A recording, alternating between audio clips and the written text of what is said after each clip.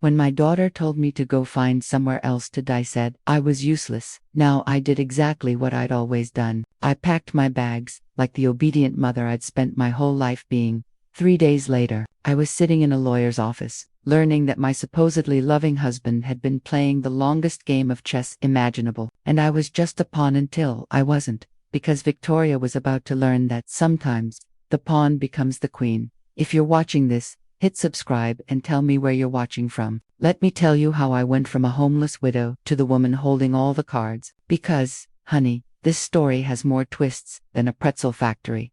2 months ago, I was Margaret Sullivan, devoted wife for 43 years, and mother to one spectacularly ungrateful daughter. When Robert died of a heart attack at 71, I truly believed my world had ended.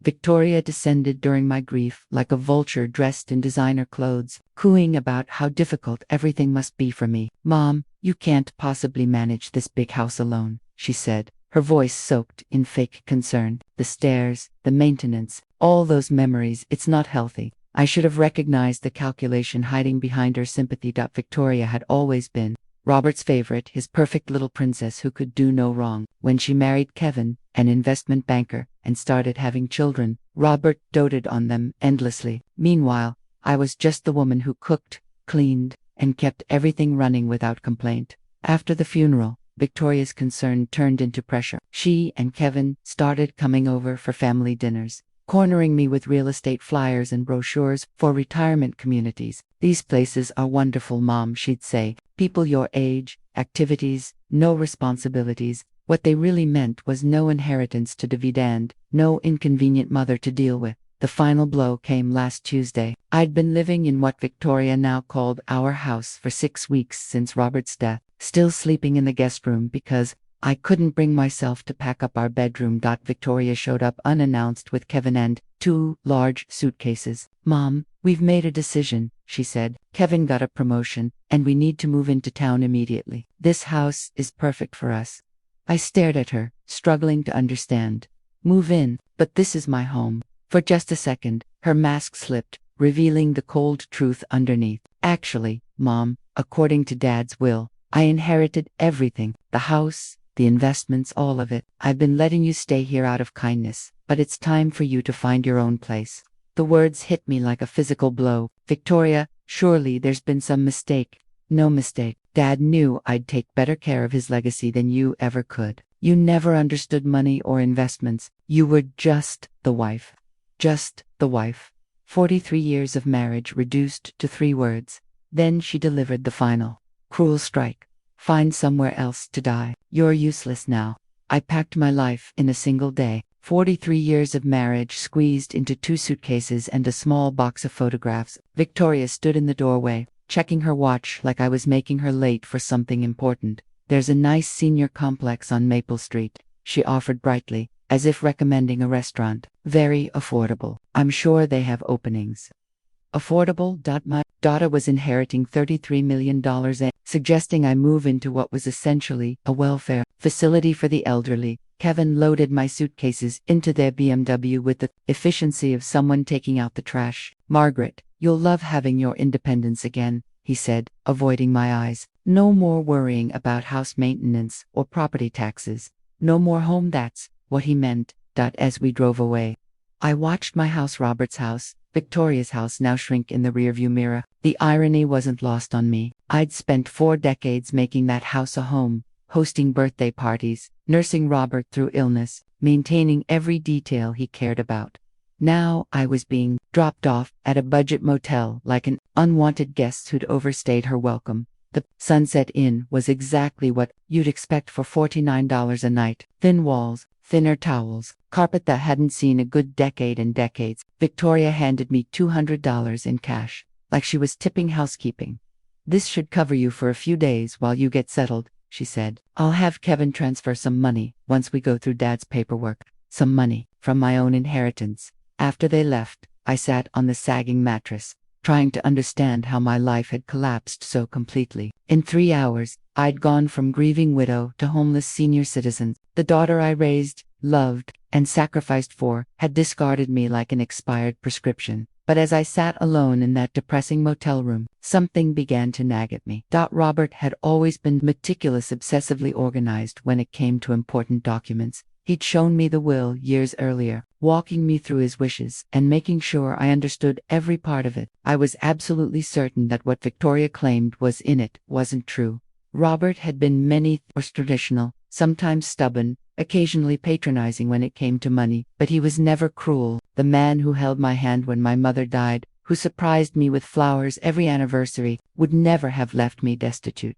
The next morning, I used the motel's Wi-Fi to look up Robert's attorney, Harrison Fitzgerald, the same lawyer who'd handled our home purchase and managed various business matters for years. His office was downtown. The bus ride took 20 minutes and cost money I really couldn't spare. But I knew I had to go. Harrison Fitzgerald was a distinguished man in his 70s, with kind eyes behind wire-rimmed glasses. When his secretary announced that Mrs. Sullivan was here regarding her husband's estate, his surprise was genuine. "Margaret, my dear, I was wondering when you'd come in," he said. "I tried calling your house several times, but Victoria said you were traveling." Traveling, that's what my daughter had told him. "Mr. Fitzgerald," I said carefully, "I need to ask you about Robert's will." He looked confused. "Of course, didn't Victoria give you your copy?" I gave her the original and several copies after the reading. My stomach dropped. "There was a reading, Margaret. You were supposed to be there," he said gently. "Victoria told me you were too distraught and that she'd handle everything and make sure you received your inheritance." The blood drained from my face as the truth hit me. "Mr. Fitzgerald, I was never told about any reading. Victoria told me she inherited everything." His expression shifted instantly from confusion to alarm. He reached for a thick file folder, his movements suddenly urgent. "Margaret, that's impossible. Your husband's will is very specific about your inheritance." He pulled out the document. I recognized Robert's neat signature at the bottom, witnessed and notarized, and as Harrison began to read, I realized just how thoroughly Victoria had lied. "Robert James Sullivan, being of sound mind and body, do hereby bequeath to my beloved wife, Margaret Ann Sullivan, the following: our primary residence at 847 Oakwood Drive, including all furnishings and personal effects. Additionally, I leave her 70% of all financial assets, investments, and accounts, totaling approximately $23 million. My head started spinning. $23 million. The house, 70% of everything. Harrison continued, his voice growing more serious. "To my daughter, Victoria Sullivan Hayes, I leave $10 million to be held in trust, with distributions beginning on her 45th birthday, contingent upon her treatment of her mother following my death, contingent upon her treatment of me." Robert had known. Somehow, he'd known exactly what Victoria would try to do. "Mr. Fitzgerald," I whispered, "Victoria told me I inherited nothing. She moved into my house. She gave me $200 and told me to find a senior facility." The elderly lawyer's face flushed with anger. "Margaret, what Victoria has done constitutes elder abuse and fraud. She's committed multiple felonies." "But she had legal documents," I said. "Forged, most likely, or papers from an earlier draft," he replied. "Your husband updated his will 6 months before his death, specifically because he was concerned about Victoria's attitude toward money and her sense of entitlement." The room felt like it was spinning. All those times Victoria had dismissed my opinions, talked over me at family dinners, rolled her eyes when I tried to join conversations about their expensive vacations or Kevin's business deals. Robert had been watching, listening, making decisions. "There's more, Margaret," Harrison said. He turned another page. "The trust provision states that if Victoria fails to treat you with respect and dignity after my death, the entire $10 million reverts to you." I stared at him, stunned. "Are you saying I'm saying your daughter just cost herself $10 million? He said calmly. "Her inheritance is now yours as well." I could barely breathe. "You're not inheriting $23 million, Margaret," he continued. "You're inheriting $33 million plus the house and all personal property." The irony was so perfect it was almost funny. Victoria had been so eager to claim her inheritance that she'd triggered the exact clause Robert had written to protect me from her greed. "What do I do now?" I asked, my voice shaking. Harrison smiled, and for the first time since Robert's death, I felt genuine warmth directed toward me. "Now, my dear, we call the police about the fraud, and then we call Victoria and inform her that she's about to receive the shock of her life. Can she fight this? With what money?" he replied, She's about to learn that every account she thought she controlled actually belongs to you. Every investment, every bank account, every asset at your house is frozen pending investigation into her fraudulent activities. I pictured Victoria inside my house, probably already planning renovations, shopping for new furniture with money she believed was hers. Kevin was likely calculating how the inheritance would reshape his investment portfolio. Neither of them had any idea what was about to happen. They had no idea that in about 6 hours, their entire world was going to implode. Harrison Fitzgerald's office turned into Command Central for what he cheerfully called Operation Justice. He contacted the police, the banks, and a private investigator while I sat in his leather chair, still trying to grasp the full extent of Victoria's deception. The forged documents are quite sophisticated, Detective Rodriguez explained as she reviewed the fake will Victoria had shown me. This wasn't a spur-of-a-moment crime. Someone planned this very carefully. You think Victoria had help? I asked. Almost certainly. Creating convincing legal forgeries requires specific knowledge and connections. We'll need to investigate whether Kevin or someone in his financial network was involved. Within 2 hours, every account had been frozen. Victoria's credit cards linked to what she believed were her new inheritance accounts were declined. The house utilities, which she'd already transferred into her name, were suspended pending ownership verification.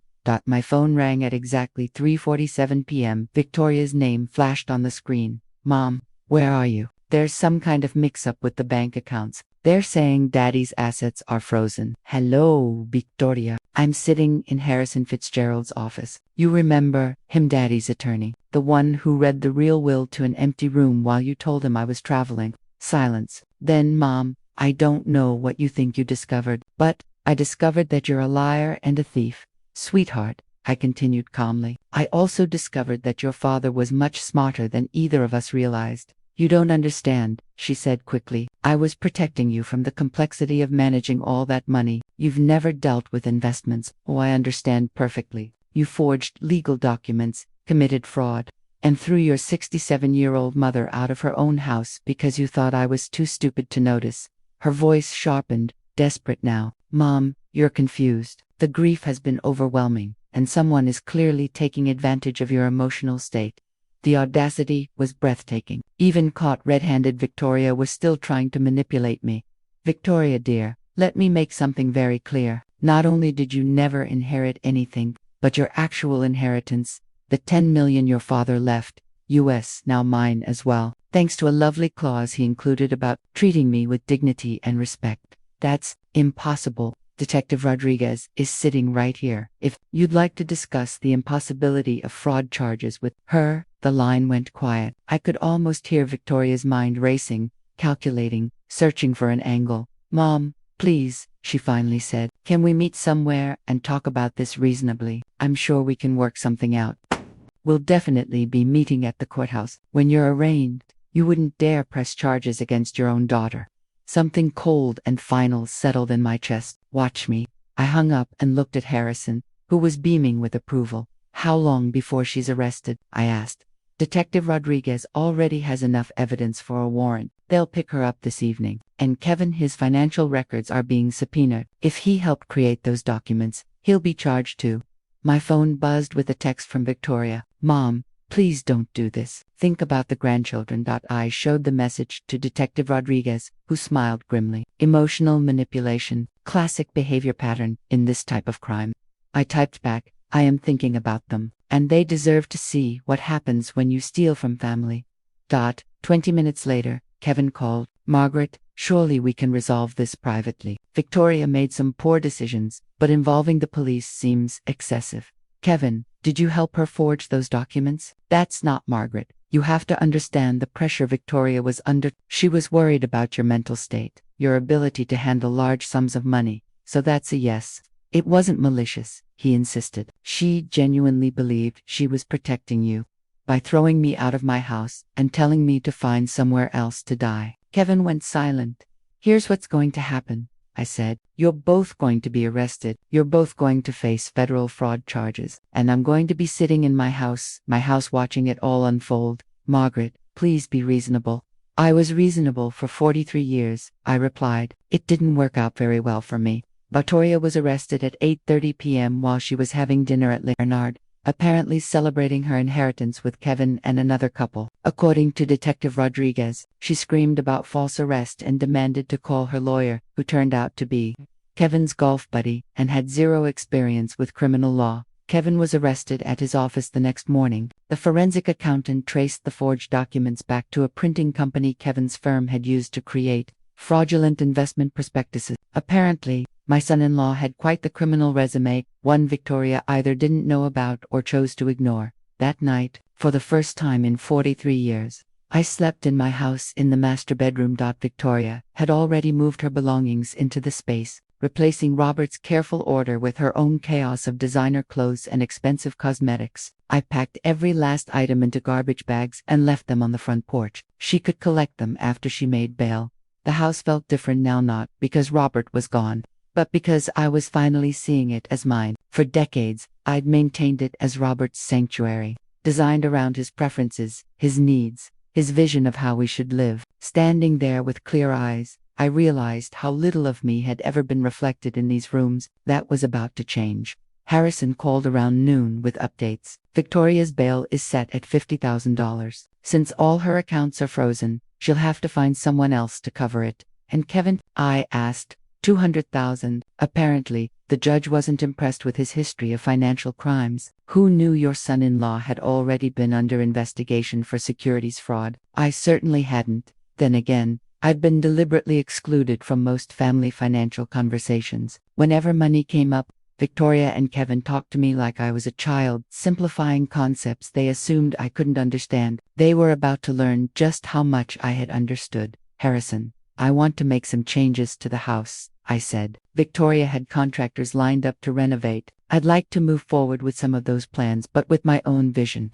Excellent idea, he said warmly. It's your home now, Margaret. Do whatever makes you happy. What made me happy, I realized, was undoing every assumption Victoria had made about my inheritance. She'd planned to gut the kitchen, replace the hardwood floors, and turn Robert's study into a wine cellar. I was turning the study into an art studio, and the wine cellar plans into a library. My phone rang. Unknown number. Mrs. Sullivan.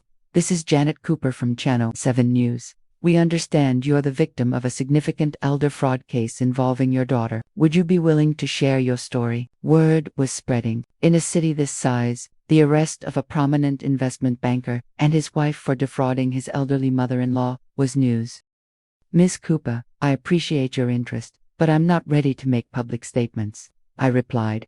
I understand this is difficult, she said gently, but your story could help other seniors recognize warning signs of family financial abuse. She wasn't wrong. How many women my age were being manipulated by adult children who saw them as obstacles to an inheritance? If I decide to tell my story, I asked, would I have control over how it's presented? Absolutely. We'd arrange a sit-down interview, and you'd have approval over the final edit. I thought of Victoria, likely sitting in a jail cell, still convinced this was all a misunderstanding she could charm her way out of. Let me get back to you, I said. I might have quite a story to tell.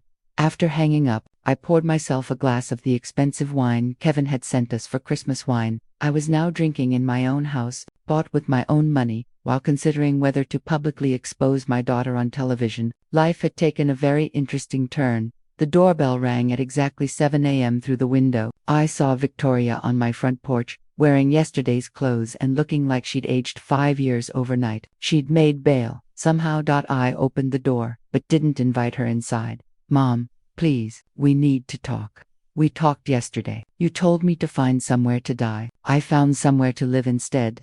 Victoria's eyes were red-rimmed, her usual polished composure completely shattered. I made mistakes, terrible mistakes, but I'm still your daughter. Are you? I asked, because daughters don't usually forge legal documents to steal their mother's inheritance.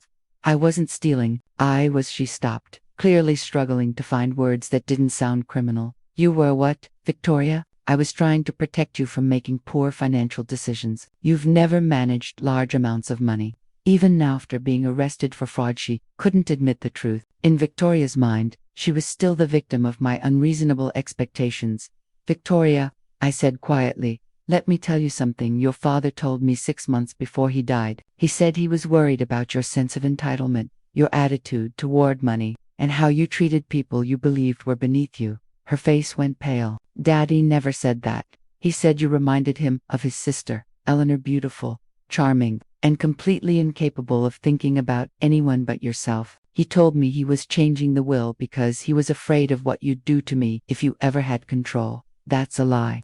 I pulled out my phone and showed her the recording. Actually, it isn't.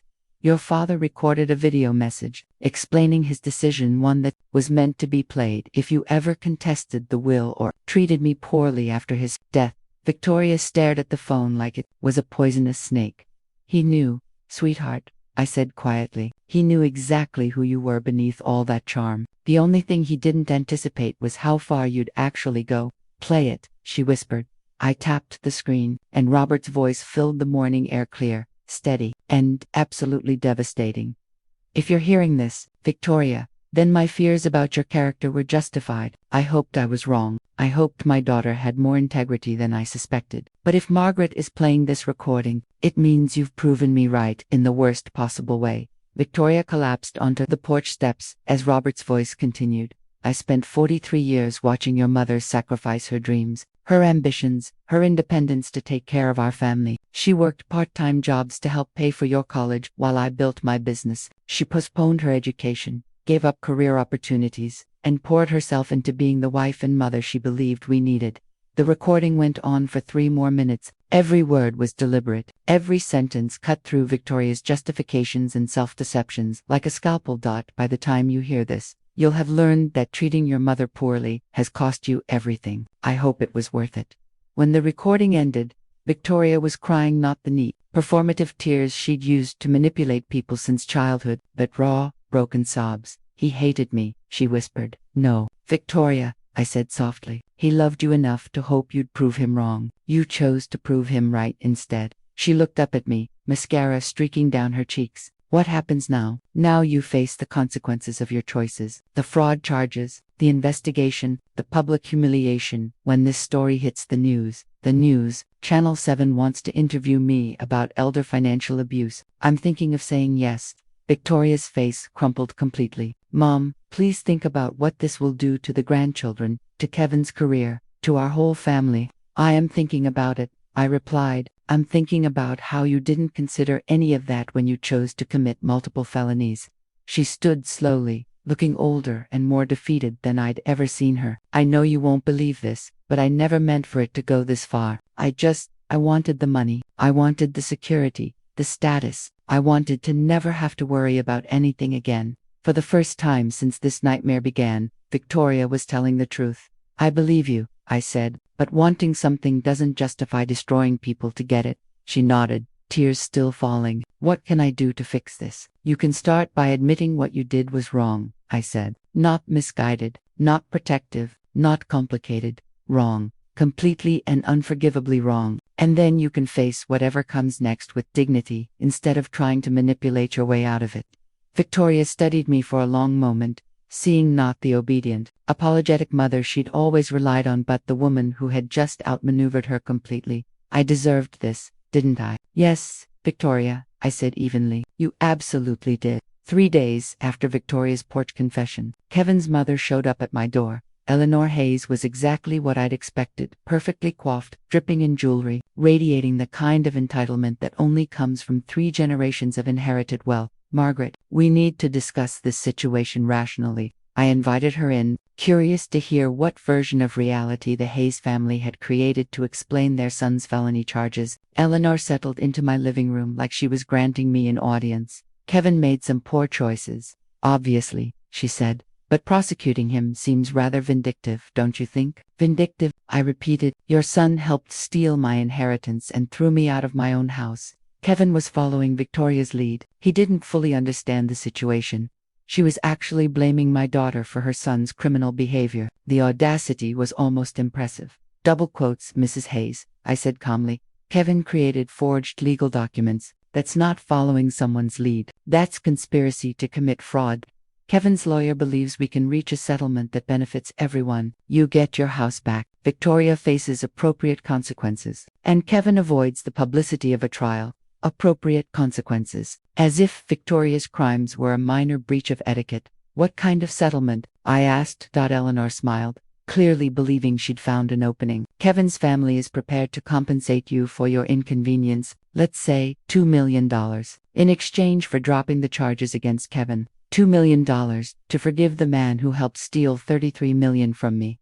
Mrs. Hayes, I said evenly, your son participated in a scheme that cost me everything I own. Do you really think $2 million covers that? Margaret, she replied coolly, be realistic. Kevin has a career, children, a reputation to protect. Sending him to prison serves no one.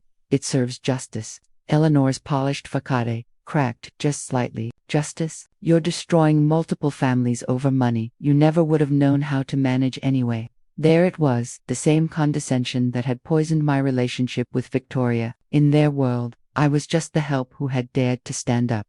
Mrs. Hayes, I think we're done here. Margaret, please reconsider. $5 million, final offer. $5 million to let Kevin walk free. The amount was staggering, but the principle wasn't negotiable. My answer is no. Eleanor stood, her composure instantly restored. Very well. But you should know that Kevin's legal team has uncovered some interesting information about your husband's business practices. It would be unfortunate if that became public during the trial. The threat was clear, yet I felt no fear, only curiosity. What kind of information? The kind that might make you reconsider who the real criminal is in this situation. After she left, I called Harrison immediately. Margaret, whatever they think they've found, it doesn't change the facts of Victoria and Kevin's crimes, but could it affect the case? Potentially, if they muddy the waters, enough cast out on Robert's character or business practices could influence a jury. I thought about Robert, about our marriage, about all the secrets that might be buried inside 43 years of shared life. Harrison, I want to know everything about Robert's business, every deal, every partnership, every potential irregularity. Margaret, are you sure? Sometimes the past is better left alone. The Hayes family is threatening to drag Robert's memory through the mud to protect their criminal son. I'd rather know the truth first. That evening, I sat in Robert's study. My study and began going through his files methodically. Robert had been obsessively organized, every document dated, every folder labeled. But the deeper I dug, the more things stopped making sense. Payments to shell companies, consulting fees that were wildly excessive, partnerships with firms that seemed to exist only on paper. By midnight, I found something that shattered everything I thought I knew about my husband.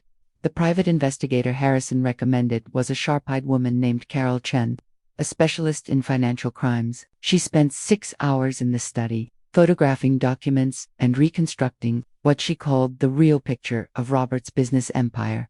Mrs. Sullivan, your husband was running a sophisticated money laundering operation through his consulting firm. We're talking about millions of dollars in illegal transactions over the past decade. The words hit me like a physical blow. That's impossible. Robert was the most honest man I knew. I'm sorry, she said gently, but the evidence is overwhelming. He was laundering money for organized crime families, using his legitimate business as a front. I stared at the papers spread across Robert's desk, invoices for services never performed, consulting contracts with companies that didn't exist, payment schedules lining up with known criminal activity. How long has this been going on? Based on these records, at least 12 years, probably longer. 12 years. While I planned dinner parties and attended charity galas, my husband had been financing criminal enterprises. Mrs. Sullivan, there's more, Carol said carefully. The $10 million Robert left Victoria came directly from laundered funds. If the FBI uncovers this, they'll seize everything as proceeds of criminal activity. The room began to spin. Everything. The house, the investments. Yes, unless, Carol hesitated, unless Victoria and Kevin's legal team already knows this and plans to use it as leverage. If they alert the FBI first, they could negotiate immunity in exchange for cooperation. My daughter and her husband weren't just thieves. They were holding a nuclear weapon over my head. What are my options? Legally, you could go to the FBI yourself. Come forward voluntarily. You'd likely lose most of the money, but you might keep the house. And if I don't, then Victoria and Kevin's lawyers will probably leak the information strategically. You'll lose everything anyway and could face charges for unknowingly benefiting from criminal activity. I thought of Eleanor Hayes' smug certainty, her confidence that I'd accept their settlement. They'd known about Robert's crimes all along. Carol, how did they find out? Kevin's an investment banker. He would have recognized the patterns immediately. My phone rang. Victoria. Mom, we need to meet tonight. There are things you need to know about Daddy, things that change everything. I already know. Victoria silence. You know what? I know about the money laundering. I know about the criminal connections. I know that everything your father left us is tainted. Mom, she said urgently, listen to me very carefully. Kevin's lawyers have already been in contact with the FBI. They're willing to let us renegotiate our situation. What kind of renegotiation? Kevin gets immunity in exchange for providing information about Daddy's criminal network. You get to keep $5 million and the house. The rest goes to the government, and you. The fraud charges disappear. We all walk away from this mess. It was brilliant in a cold, sociopathic way. Victoria had taken my moral victory and turned it into her strategic advantage. Victoria, you're asking me to help you profit from your crimes by exploiting your father's crimes. I'm asking you to be practical. The alternative is losing everything and potentially facing charges yourself. I looked around Robert's study, seeing it clearly for the first time. The expensive furniture, the rare books, the art collection, all of it bought with blood money. I need time to think. Mom, the FBI meeting is tomorrow morning. Kevin's lawyer needs an answer tonight.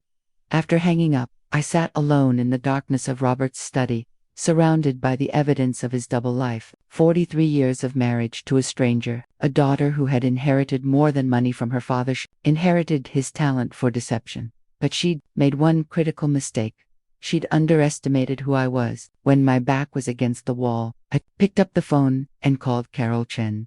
Carol, how quickly can you get me a meeting with the FBI? I have a story to tell them and I think they're going to find it very interesting. FBI agent Sarah Martinez looked exactly like someone cast to play a federal investigator, sharp and completely immune to charm. She sat across from me in Harrison's conference room, recording our conversation and taking notes with mechanical precision. Mrs. Sullivan, you understand that by coming forward voluntarily, you may be admitting to benefiting from criminal proceeds. I understand, but I'd rather tell you the truth than let my daughter and her husband manipulate this situation to their advantage. I told her everything. Robert's hidden business, Victoria's fraud scheme, Kevin's forgeries, the extortion attempt disguised as a settlement offer. Your daughter believes she can trade information about your husband's crimes for immunity from her own charges. Agent Martinez said, that's exactly what she believes, and she thinks I'll cooperate because I'm afraid of losing everything.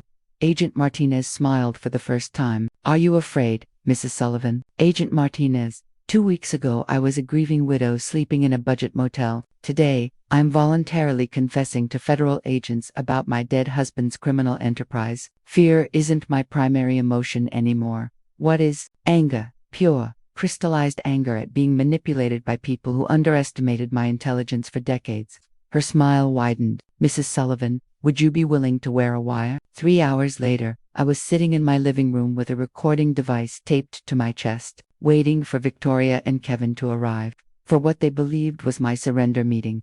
They knocked at exactly 8 p.m., both dressed like they were heading to a business dinner. Kevin carried a briefcase, probably full of immunity agreements and settlement paperwork. Mom, you look better than you have in weeks, Victoria said, kissing my cheek as if nothing had happened. I feel better. Clarity has that effect. Kevin opened his briefcase with the ease of someone who'd conducted negotiations like this before. Margaret, our lawyers have structured this very favorably for you. You keep the house, $5 million in clean assets, and full immunity from any charges related to Robert's activities. Clean assets, I repeated. That's an interesting phrase. Victoria shot Kevin a warning look. Mom, what matters is that we're all protected. The past stays buried, and we move forward. What about the $33 million Robert actually left me? That money is tainted, she said quickly. It can't be separated from Daddy's criminal activities. Taking $5 million is the best possible outcome. And what do you get out of this? Kevin leaned forward, confidence returning. We put this unfortunate misunderstanding behind us. Victoria's charges disappear. My reputation remains intact, and our family can heal. Misunderstanding, I repeated. He was still calling felony fraud a misunderstanding. Kevin, help me understand something. When did you discover Robert's criminal activities? What do you mean? Did you know about the money laundering when you married Victoria? Or did you discover it recently while you were planning to steal my inheritance? Kevin and Victoria exchanged quick glances. Margaret, I don't think that's relevant to our discussion. Actually, it's very relevant, because if you knew and said nothing, that makes you an accessory after the fact. And if you only discovered it while committing your own crimes, that makes you remarkably unlucky. Victoria's composure began to crack. Mom, what are you getting at? I'm getting at the fact that the two of you have been planning this for months, maybe even years. The forged will, the sudden discovery of the money laundering, Kevin's connections to document forgers, none of this was spontaneous. That's ridiculous, is it? I asked calmly. Agent Martinez finds it quite plausible. The color drained from both of their faces. Agent Martinez, Kevin whispered. FBI, I said. She's been very interested in my story, systematic elder abuse, fraud, and extortion, especially the part where you tried to blackmail me using my dead husband's supposed crimes. Kevin shot to his feet, reaching for his briefcase. Margaret, this conversation is over. Actually, Kevin, I said evenly, I think it's just beginning. Agent Martinez stepped into the living room, followed by two other federal agents. Victoria and Kevin froze where they sat. Kevin's briefcase was confiscated immediately, along with both of their phones. Victoria Sullivan Hayes and Kevin Hayes. Agent Martinez announced, "You are under arrest for conspiracy to commit wire fraud, elder abuse, and attempted extortion of a federal witness." Victoria turned to me, her face twisted in disbelief and betrayal. Mom, how could you do this to your own family? The same way you could forge legal documents and steal my inheritance. Sweetheart, I said quietly, except my way is legal. As the agents handcuffed them, Kevin made one last desperate attempt. Margaret, you don't understand what you've done. There are people connected to Robert's business who won't appreciate federal attention. You've put yourself in danger. Agent Martinez paused mid-Miranda warning. Mr. Hayes, are you threatening a federal witness? I'm warning her about reality. The reality, Agent Martinez said coolly, is that you just added witness intimidation to your list of charges. After they were taken away, Agent Martinez sat back down across from me. Mrs. Sullivan, Kevin's warning may not be entirely empty. Your husband was connected to dangerous people. How dangerous? The Torino crime family, primarily. They've used legitimate businesses to launder money for decades. Your husband's consulting firm was one of their most successful operations. The name meant nothing to me, but her expression told me everything. Are you saying I'm in actual physical danger? Potentially, but there's something else you need to know, something that changes everything. She pulled out a thick file folder, the kind that suggested months if not years of investigation. Mrs. Sullivan, your husband wasn't just laundering money for the Torino family. He was an FBI informant. The world tilted. For 12 years, he provided intelligence on their operations while appearing to facilitate money laundering. It was a deep cover, long-term investigation, so sensitive that even local FBI offices weren't informed. Robert was helping you. Yes, he was instrumental in building cases against multiple crime families. But the money was real. The FBI allowed him to retain a percentage of the laundered funds as compensation, and to maintain his cover. Everything he left you was earned legally through federal cooperation. I stared at her, trying to process it all. So, the $33 million is legally mine. Yes, your husband passed away before the investigation concluded, but his cooperation directly led to 47 arrests and the seizure of over $200 million in criminal assets. Why wasn't I told? Because the investigation was ongoing and because we didn't know what you knew. Ironically, your daughter and son-in-law's fraud confirmed your innocence. Victoria and Kevin didn't know any of this. They suspected criminal activity but had no idea about the cooperation. They were planning to blackmail you with information that would have exonerated your husband. The irony was almost poetic. Victoria had tried to steal my inheritance twice, once through fraud, and once through blackmail built on incomplete information. What happens now? I asked. Now you reclaim your money. Your daughter and son-in-law face federal charges, and you get to decide what kind of life you want to build with your legitimate inheritance. As for the Torino family, they'll be far too busy dealing with their own legal problems. We're executing search warrants across 3 states tomorrow morning. I looked around my living room, not as the place where I'd been humiliated, but where I'd reclaimed myself. Agent Martinez, I asked, can I ask you something personal? Of course. In your professional opinion, am I a terrible person for feeling satisfaction about Victoria's arrest? She smiled. Mrs. Sullivan, in my professional opinion, you're a woman who refused to be victimized. That's not terrible. That's inspiring. 6 months later, I stood in the kitchen of my renovated home, making coffee for two. Morning sunlight streamed through new windows that actually opened properly, illuminating countertops I'd chosen myself for the first time in 43 years. Good morning, Margaret. Dr. Sarah Chuncarroll's sister, and my new financial advisor stood in the doorway, carrying a thick folder of investment reports. Good morning, Sarah. Ready for our quarterly review? The past 6 months had been a whirlwind: court proceedings, media interviews, and a personal transformation I never saw coming. Victoria and Kevin were each serving 18-month federal sentences. The coverage of their crimes had turned me into something of a public figure in senior advocacy circles. Your portfolio is performing exceptionally well, Sarah said as she settled at my new breakfast table. The charitable foundation is fully operational, and the scholarship fund has already selected its first recipients. The Margaret Sullivan Foundation for Elder Protection had become my central focus, using $15 million from my inheritance. We were funding legal aid for seniors facing financial abuse from family members and supporting legislative efforts to strengthen elder protection laws. And the documentary? I asked. Netflix confirmed the production deal. They want to begin filming next month. My story had grown far beyond the initial news coverage. The Mother's Revenge, an American crime story, was being developed as a limited series, with proceeds dedicated to elder advocacy organizations. And Victoria, Sarah's expression shifted, more cautious now. She's written again. Her attorney says she wants to apologize. She's asking for forgiveness. Victoria had sent me 17 letters from federal prison. I'd read the first few, some defensive, some desperate, before deciding to stop opening them. Some relationships, once broken, can't be repaired with words alone. Sarah, has my position on that changed? Not based on our previous conversations, she said carefully. But people do evolve, Margaret. Even people who've made terrible choices. I thought about the woman I'd been 6 months earlier grieving. Dependent, willing to accept whatever scraps of dignity my family tossed my way. That woman might have felt obligated to forgive Victoria, to rebuild a relationship rooted in guilt and tradition. But that woman no longer existed. Sarah, schedule a meeting with Victoria's lawyer, I said. Not to reconcile, but to clarify something. What kind of clarification? I want Victoria to understand that her actions carried consequences beyond legal punishment. I want her to know that she permanently destroyed our relationship, and that her children will grow up knowing exactly why their mother went to prison. Sarah hesitated. That sounds harsh. Good, I replied. It's meant to be. Victoria made adult choices that hurt the people she was supposed to love. She doesn't get to escape the emotional consequences just because she's written a few prison letters. Sarah noted it in her leather portfolio. And the grandchildren. Victoria has requested supervised visits. My relationship with her children will be based on their choices when they're adults, I said, not on their mother's rehabilitation narrative.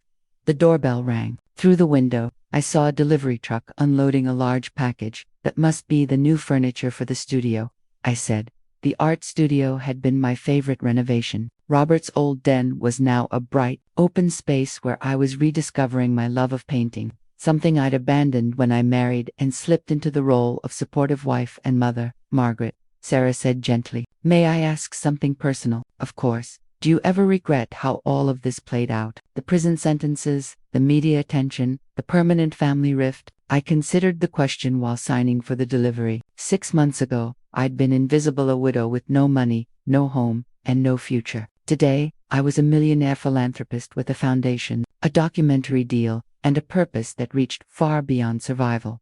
Sarah, I said, my daughter tried to steal everything I owned and leave me homeless. My son-in-law forged legal documents and tried to blackmail me. They showed me exactly who they were when they believed I was powerless. But they're still family, she said softly. No, I corrected. There's still DNA. Family protects you when you're vulnerable. They don't exploit that vulnerability for profit.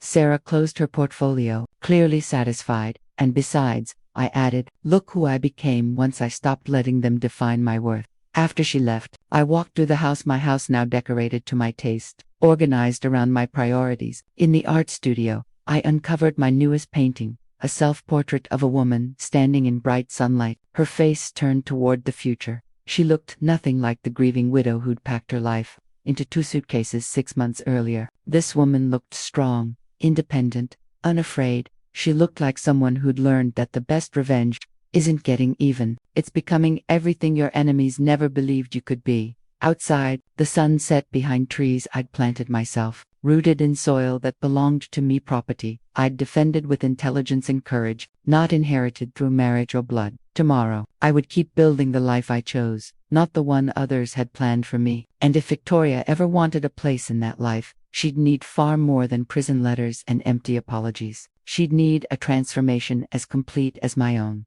Thanks for listening. Don't forget to subscribe, and feel free to share your story in the comments. Your voice matters.